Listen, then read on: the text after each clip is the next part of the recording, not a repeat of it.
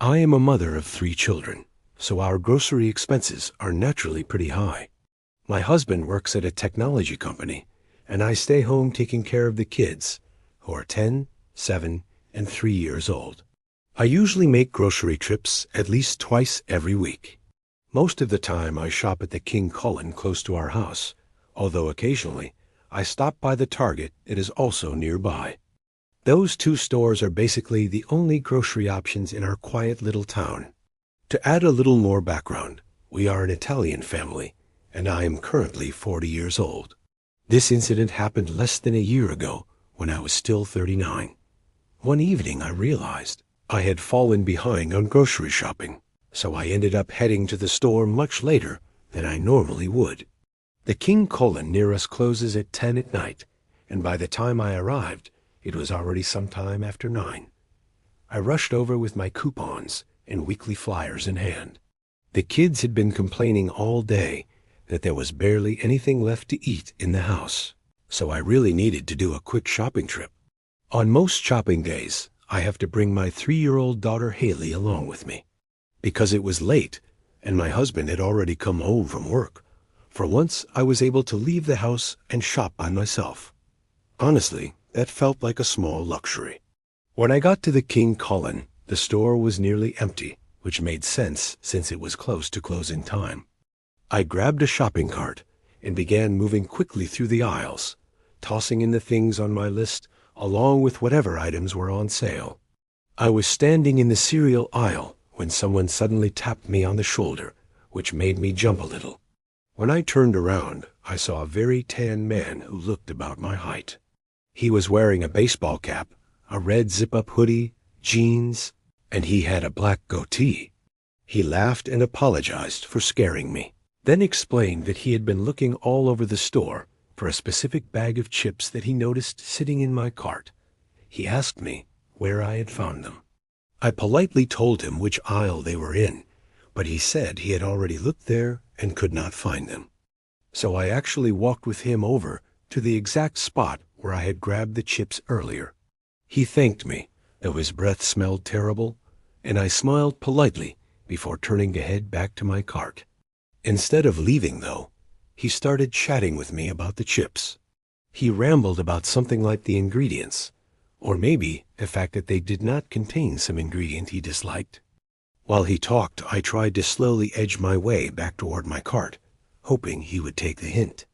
Unfortunately, he did not seem to understand. After a short, awkward pause, he suddenly said, "Wow, you are pretty." I said thank you quickly and told him I really needed to get back to shopping before the store closed. I returned to my cart, but he followed along beside me and kept talking. At that point, I politely but firmly told him that I would really prefer to finish my shopping in peace.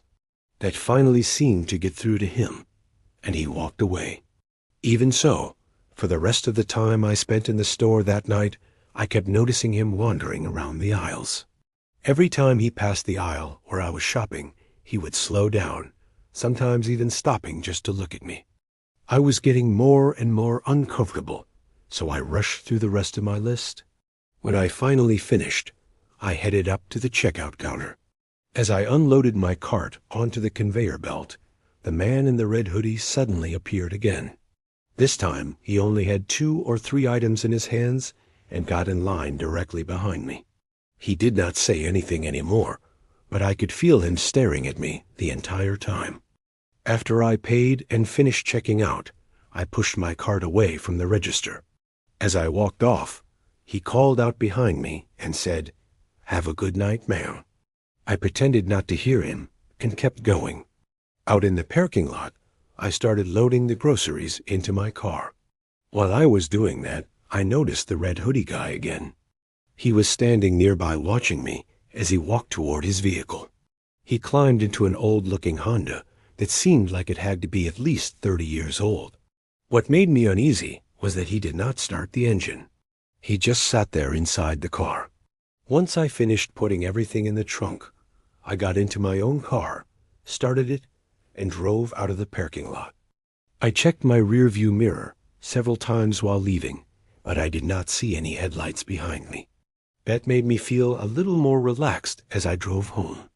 However, when I pulled into my driveway and happened to glance down the street to my left, I noticed a car creeping slowly along the road with its headlights turned off.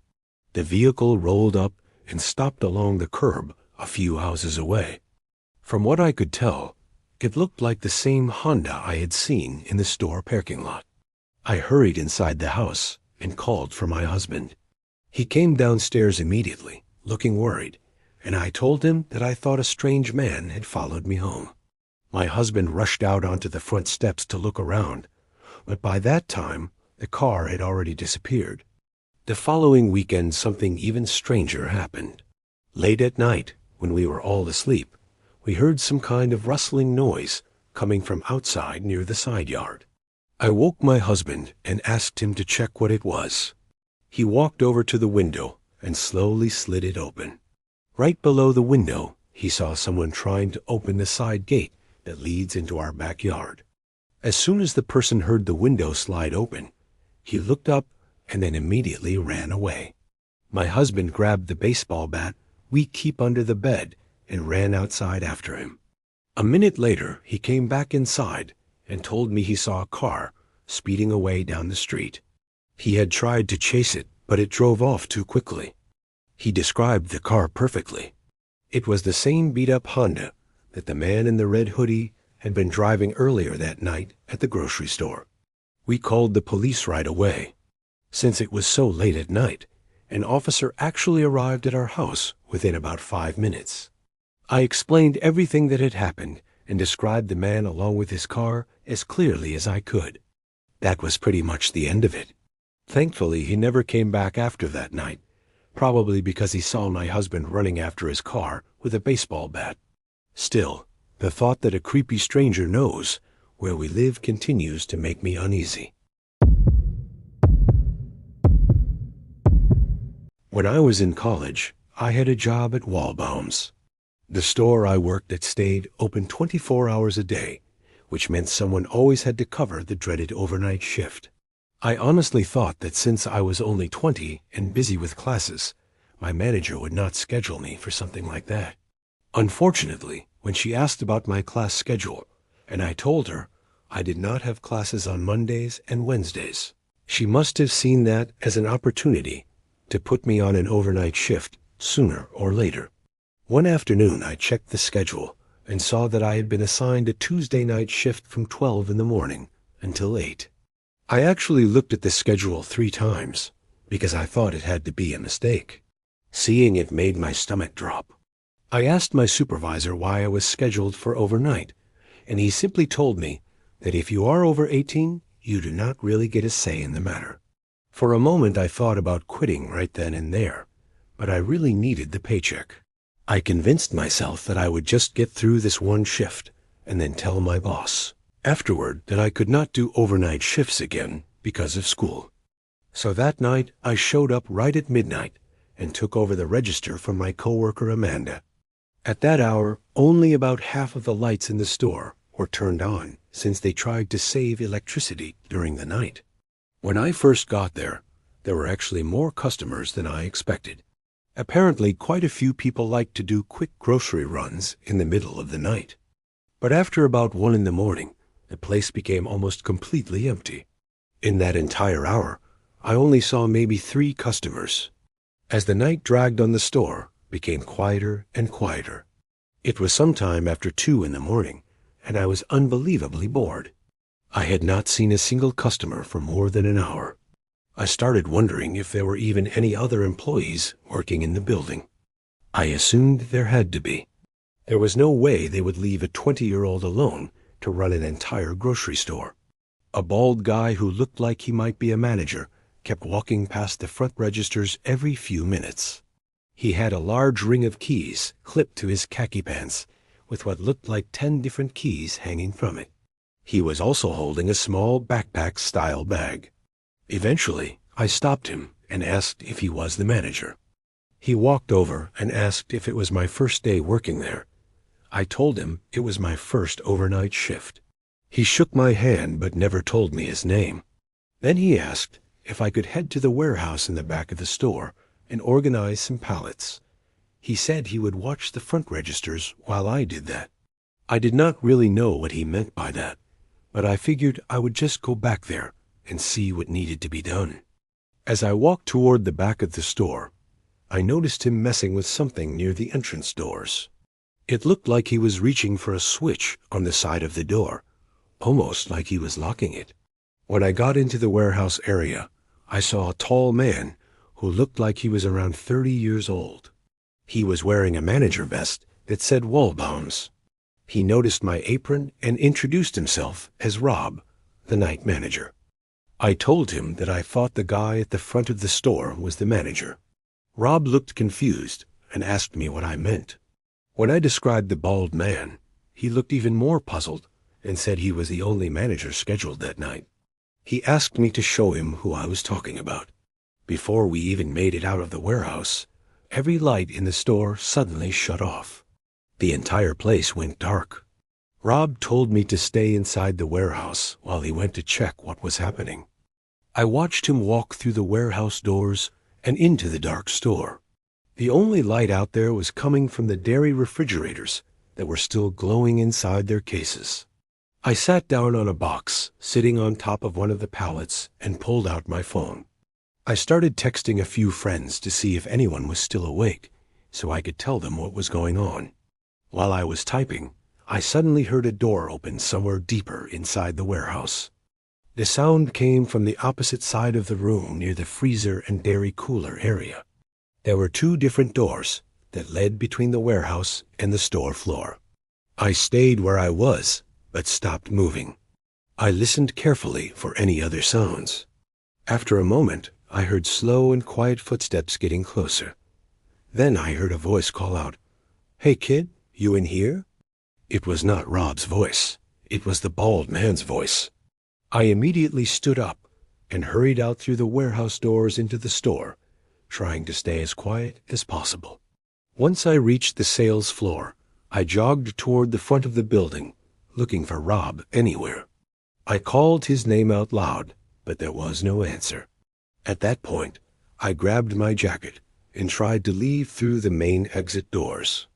They did not slide open automatically like they normally would.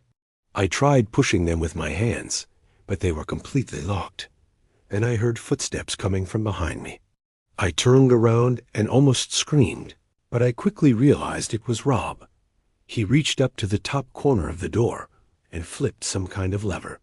The doors unlocked instantly. In a quiet but urgent voice, he told me to hurry up and get outside. I rushed out of the store, and he came out right behind me. As soon as we stepped outside, he pulled out his phone and called the police. I could hear his entire conversation while he spoke to the operator. He explained that he believed an armed man had locked himself inside the Wallbaums and might be trying to rob the store. I quickly told Rob to mention that the guy had tried to lure me into the warehouse. Rob repeated that information to the operator on the phone. After the call, he told me I should probably wait in my car or leave the area entirely. I assumed he said that because he did not want the store to be responsible if something dangerous happened. I walked to my car and sat there watching the store from the parking lot. Within about 10 minutes, at least 4 police cars showed up outside the building. The officers went inside and stayed there for a while. Since I could not see what was happening, I eventually decided to leave. I did not quit my job after that night, though. When I came in for my next shift, my supervisor told me everything that had been discovered. The security cameras showed the bald man wandering around the store, acting very suspicious. He kept checking around as if he was making sure nobody would notice what he was about to do after locking the doors. The footage showed him turning off the lights and then heading straight toward the warehouse area where he had sent me. That part still scares me the most. If he really had a weapon and was planning to rob the store, he could have easily come up behind me and put a gun to my head. According to the cameras, he ended up leaving through the emergency exit in the warehouse long before the police arrived at the store. After that night, I spoke to my boss and made it very clear that I would never work an overnight shift again. I stayed at the job for a few more months before eventually moving on. To this day, I have no idea whether the police ever figured out who that man was. I used to work the night restocking shift at a supermarket in a fairly rural town. The store was called Great American. It was the largest and most popular grocery store anywhere nearby. My shift started right after the store closed at 10 at night. I would work from 10 p.m. until around 3 in the morning at the latest, refilling the shelves and straightening everything so the store was ready for customers the next day. Since we worked after closing, I had a set of keys for the building. The overnight crew was always 2 people, me and one other worker, either Terry, Carter, or Alfonso. That night, I was scheduled to work with Terry. I arrived at the store and let myself in through the back, where the inventory that still needed to be stocked was kept. I began my shift by using the pallet jack to roll a pallet of boxes out onto the sales floor. I started working in the bread and nuts aisle, moving the older loaves toward the front and placing the newer bread behind them. About halfway through the task, I realized I had not seen Terry yet. I walked back to the storage area where we usually kept our bags and jackets. He was not there. Before I started working earlier, I had left the back door slightly open using a door stopper, so Terry could easily come in when he arrived. I went back out to continue working for about another half hour, but when there was still no sign of him, I returned to the back room again. He still was not there, but I noticed the back door was now shut. I assumed that meant Terry had arrived and closed it behind him. I opened the door and saw that the door stopper was lying outside. I thought it was strange that he would kick it outside instead of bringing it back in. I called out Terry's name, and my voice echoed across the room. He did not answer, so I pulled out my phone and called him. He answered sounding half asleep, like he was still in bed. I asked if he was already at work. He told me he was not coming in that night because he was sick. Right away, I felt a chill run through me. I told him someone had moved the door stopper from the door, and he said maybe it just slipped loose on its own. No one else was scheduled to work that night. I told him to get some rest, and we ended the call. I was not sure I believed the door stopper could have come loose by itself, since I had wedged it firmly under the door.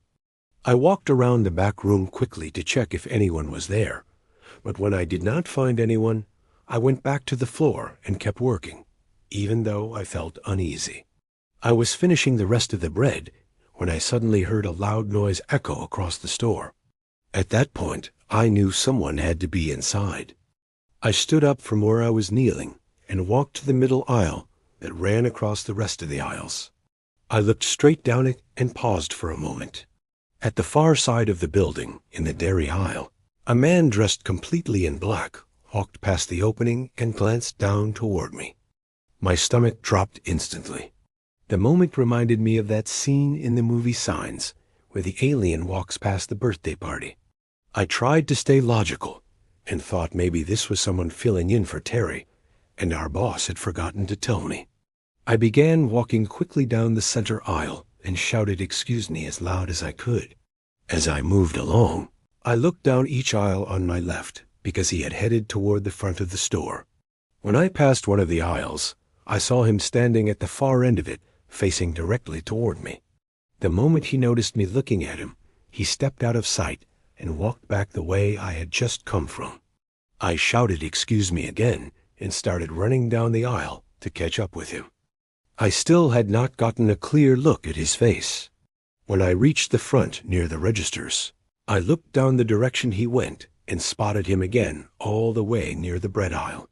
Half of his body was hidden behind the shelf. His mouth was hanging open, and he slowly waved his hand, motioning for me to come closer, but he did not say a word. Something about his face gave me a really bad feeling.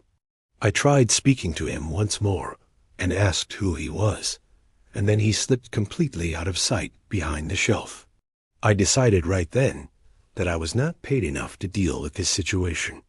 I walked out of the store, got into my car, and called my boss.